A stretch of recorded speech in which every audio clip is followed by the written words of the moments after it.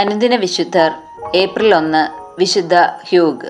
ചെറുപ്പം മുതലേ വിശുദ്ധ ഹ്യൂഗ് ഭക്തിയും ദൈവശാസ്ത്രപരമായ കാര്യങ്ങളിൽ താല്പര്യവും പ്രകടിപ്പിച്ചിരുന്നു.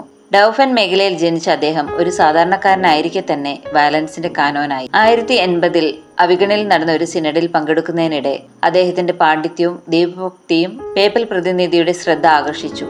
താമസിക്കാതെ അദ്ദേഹം ഗ്രനോബിളിലെ മെത്രാനായി തിരഞ്ഞെടുക്കപ്പെടുകയും 7-ാം ഗ്രിഗോറിയസ് മാർപ്പാപ്പ റോമിൽ വെച്ച് അദ്ദേഹത്തെ അഭിഷേചിക്കുകയും ചെയ്തു. റോമിൽ നിന്ന് സ്വന്തം രൂപതയിൽ തിരിച്ചെത്തിയപ്പോൾ അജഗണം അസന്മാർഗീയതയിൽ അമർന്നിരിക്കുന്നതായിട്ടാണ് അദ്ദേഹം കണ്ടത്. അവർക്ക് കുദാശ സ്വീകരണത്തിന് വേണ്ട താല്പര്യമില്ലായിരുന്നു. മാത്രമല്ല, വേണ്ടത്ര യോഗ്യത കൂടാതെ പലരും കുദാശകൾ സ്വീകരിച്ചിരുന്നു. ഉപവാസവും ജാഗരണവും അനുഷ്ഠിച്ച് ദൈവകൃപയ്ക്കായി അദ്ദേഹം തീക്ഷ്ണമായി പ്രാർത്ഥിച്ചു. 2 കൊല്ലം കഴിഞ്ഞപ്പോഴേക്കും രൂപതയുടെ മുഖഛായ മാറി. ഏപ്രിൽ 1 വിശുദ്ധ ഹ്യൂഗ് മരിച്ചു. അദ്ദേഹം മരിച്ച് വെറും 2 വർഷത്തിനു ശേഷം ഇന്നസെന്റ് 2 മാർപ്പാപ്പ അദ്ദേഹത്തെ വിശുദ്ധനായി പ്രഖ്യാപിച്ചു. നന്ദി.